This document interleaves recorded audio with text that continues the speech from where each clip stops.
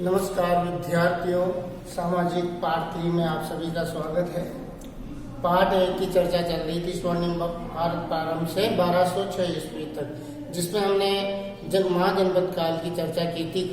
कल 16 जनपद पढ़े थे और उनकी राजधानियां पढ़ी थी। मैं आशा करता हूं कि वो जनपद और उनकी राजधानी आपको याद होगी। उनमें से एक अंक का प्रश्न पूछा जाएगा। अब कल ऐसे बता दिया था कि आगे हम राजस्थान के प्रमुख जनपदों की चर्चा करेंगे। अब उससे पहले थोड़ा जो महाजनपद है, ये महाजनपद कितने थे? 16। और इसका उल्लेख मिलता है हमें बौद्ध ग्रंथ है, उसका नाम है अंगुत्तर निकाय, उसमें 16 जनपदों का उल्लेख मिलता है। तो ये जो जनपद थे, 2 प्रकार के जनपद हुआ करते थे उस समय, जिनकी हम थोड़ी सी चर्चा कर ले। छोटा सा टॉपिक है। एक तो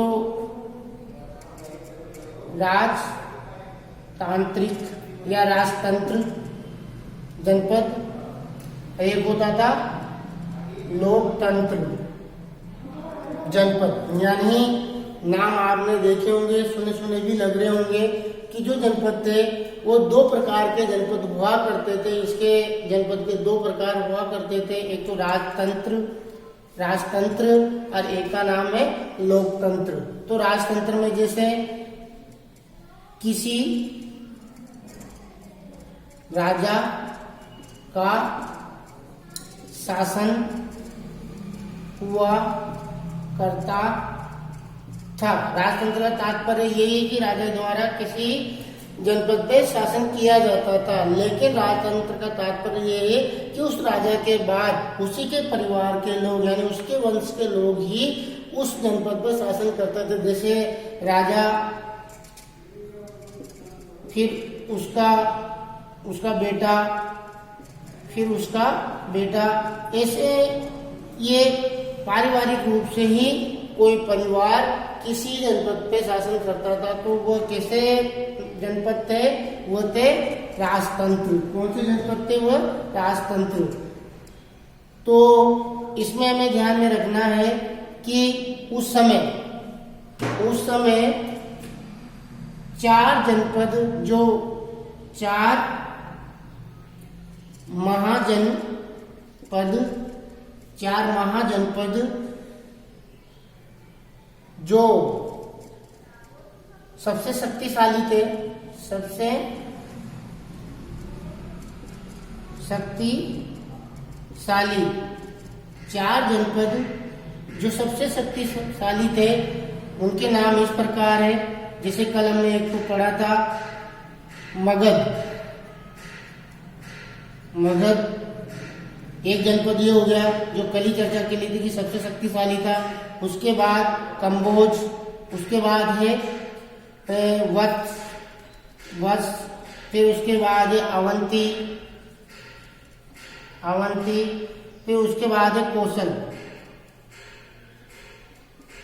यानी जो ये 4 जनपद थे वो सबसे शक्तिशाली जनपद माने जाते थे। और ये कौन से जनपद थे?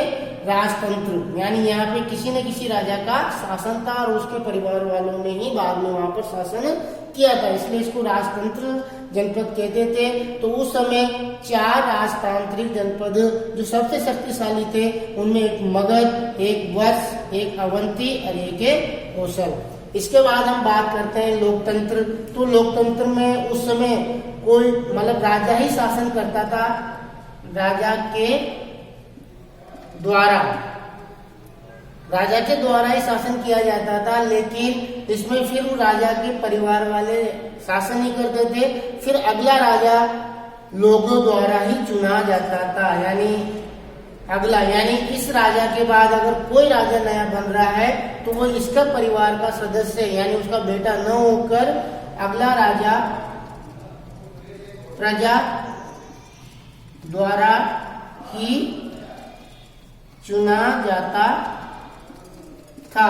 कहने का मतलब है ये वंशक्रम न होकर अपनी प्रजा में से ही प्रजा द्वारा कोई जो योग्य व्यक्ति होता है उसी को राजा बनाया जाता था। ऐसे शासन नीति को लोकतांत्रिक कहा जाता था। इन दोनों में बस अंतर यही है, शासन राजा का ही था, लेकिन राजतंत्र में शासन राजा के वंश के हिसाब से, यानी उसका बेटा फिर उसका बेटा फिर उसका बेटा, ऐसे चलता था।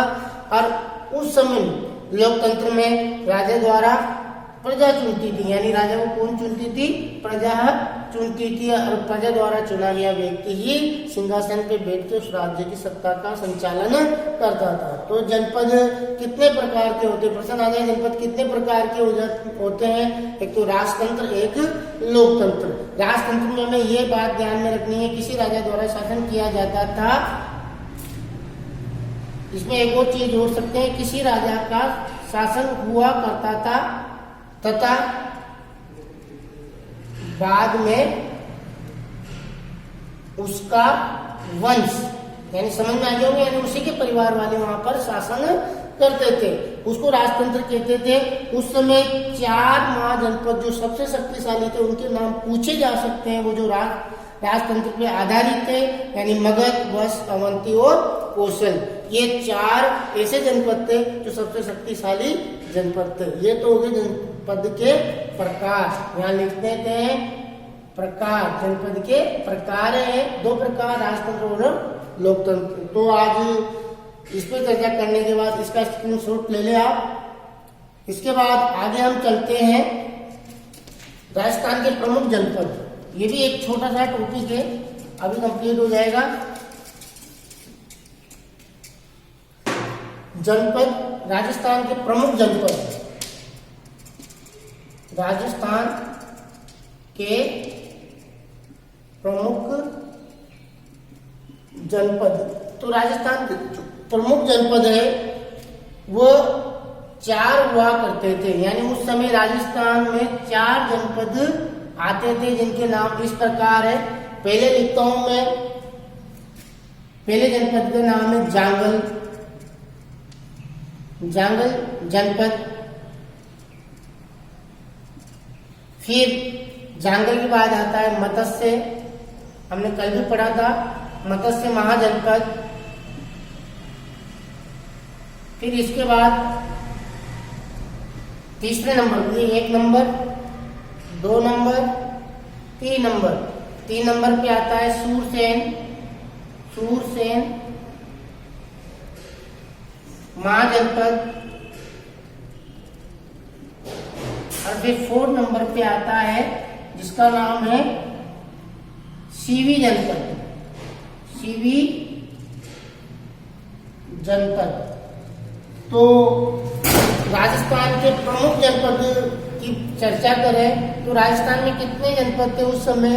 4, जो आपके सामने नाम, जांगल, फिर मत्स्य, फिर सूरसेन, फिर सीवी जनपद। तो इनकी बारी बारी से चर्चा करते हैं। जांगल जनपद है, तो जांगल जनपद में हम बात करें तो जांगल जनपद में जो वर्तमान के बीकानेर व जोधपुर, बीकानेर वर्तमान के जो हमारे राजस्थान में वर्तमान में बीकानेर और जोधपुर है, उन्हें जांगल जनपद कहते थे। और जो इसकी, यानी इस जनपद की राजधानी क्या थी? इस जनपद की राजधानी थी अहिछत्रपुर। क्या थी? अहिछत्रपुर, अहिछत्रपुर इसकी राजधानी थी। कौन सी राजधानी थी? अहिछत्रपुर थी। और एक विशेष बात ध्यान में रखनी है कि जो बीकानेर के शासक थे, यानी पहले जो बीकानेर रियासत थी, बीकानेर के शासक अपने नाम के आगे जांगल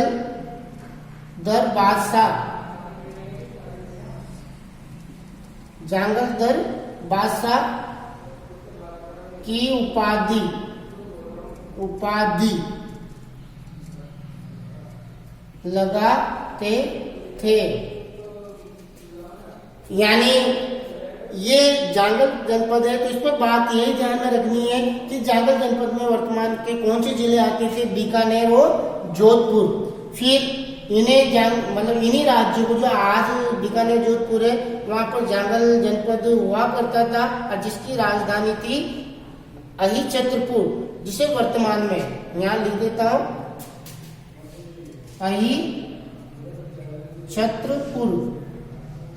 अहिछत्रपुर है।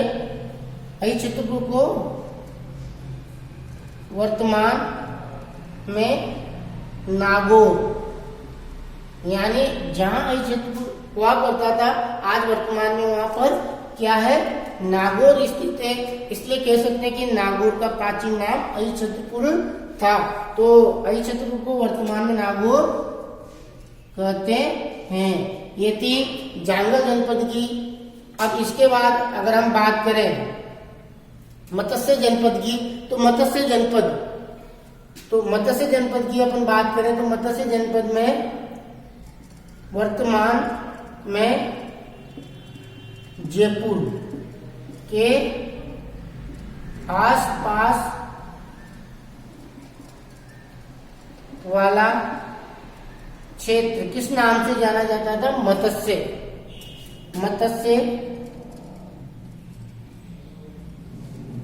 जनपद के नाम से जाना जाता था, जिसकी राजधानी जिसकी राजधानी क्या थी, विराटनगर। कल भी पढ़ा था, विराटनगर, जिसे आज बेराट के नाम से जानते हैं।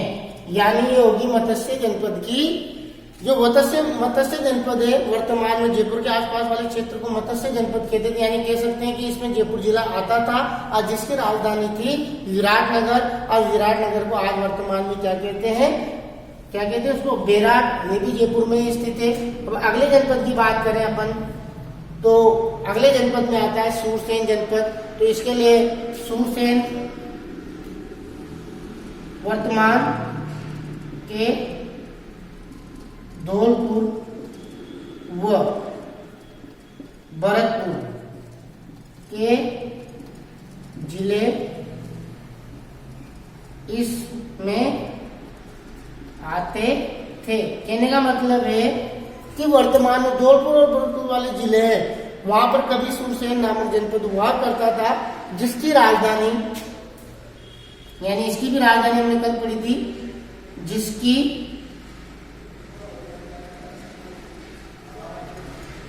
राजधानी थी मथुरा।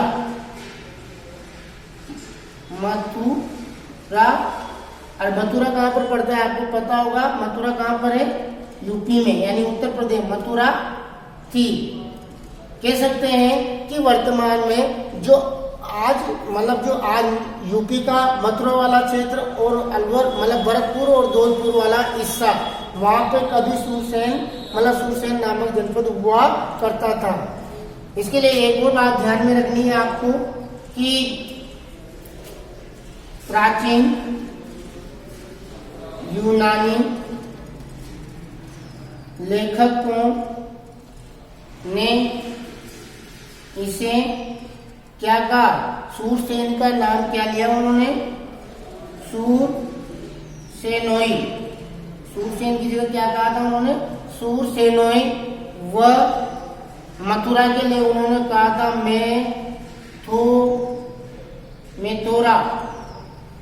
मेतोरा कहा। यानी यूनानी लेखकों ने सूरसेन की जगह तो सूरसेनोई और मथुरा के लिए क्या कहा था, मेतोरा कहा था। अब आगे हम बात करते हैं सीवी जनपद की। जो सीवी जनपद है तो सीवी जनपद में हम बात करें तो सीवी जनपद में वर्तमान का जो चित्तौड़ वाला हिस्सा यानी मेवाड़ जिसे हम कहते हैं वो इसके अंतर्गत आता था। लेकिन थोड़ा सा हम देखते हैं इसको सुसेन एक राजा था, इसको सुसेन नाम का एक राजा था। सुसेन ने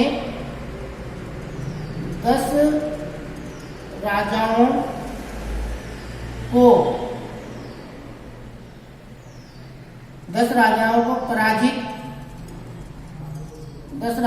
पराजित कर जीता था। यानी सीवी जनपद पे सुसेन नामक राजा ने 10 राजाओं को पराजित करके सीवी जनपद पर अपना राजतंत्र स्थापित किया था। महाभारत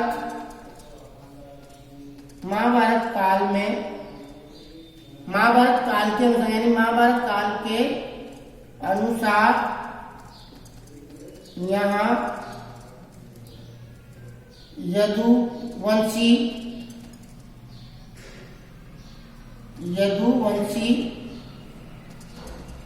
राजाओं का शासन था। ये ध्यान में रखना है कि महाभारत काल में यहाँ कौन से राजाओं का वंश था? यदुवंशी। और श्री कृष्ण यानी भगवान जो श्री कृष्ण है उनका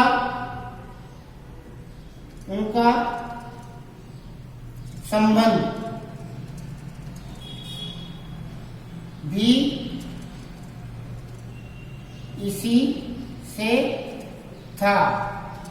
कहते हैं ना जो श्री कृष्ण की सारी लीलाएं ब्रज, तो ये आज इसको सीवी जनपद को इसी से माना जाता है। अब सीवी जो जनपद है इसमें यहाँ यदुवंशी राजाओं का शासन था और श्री कृष्ण का जो संबंध है इसी से माना जाता है। वर्तमान इसकी अगर राजधानी की बात करें, यहाँ लिखता हूं इसकी राजधानी नगरी या फिर इसका एक अन्य नाम है मध्यमिका था। यानी सीवी जनपद की राजधानी क्या थी? नगरी या मध्यमिका, जिसे वर्तमान में चित्तौड़ या फिर इसके लिए हम लिख सकते हैं मेवाड़ भी कहते हैं। तो ये हो गए आपके सामने राजस्थान के 4 प्रमुख जनपद कौन कौन थे? जांगल जनपद, फिर मत्स्य जनपद, फिर सुरसेन जनपद, फिर सीवी जनपद। अब जांगल में तो आता है बीकानेर, जोधपुर उसकी राजधानी है छतरपुर, इसमें जांगल बादशाह की उपाधि ध्यान में रखनी है। फिर मत्स्य जनपद जयपुर के आसपास वाले क्षेत्र जिसकी राजधानी थी विराट, जिसको वर्तमान में बेराट कहते हैं। सुरसेन जनपद है, इसमें धौलपुर और गोरखपुर वाला हिस्सा आता है और जिसकी राजधानी क्या बताई जाती है? मथुरा बताई जाती है। इसको प्राचीन यूनानी लेखकों ने सूरसेन और मथुरा का। फिर सीवी जनपद की बात आती है तो सीवी जनपद में कहा जाता है सुरसेन नाम के राजा ने इसे 10 राजाओं से मतलब उनसे जीता था।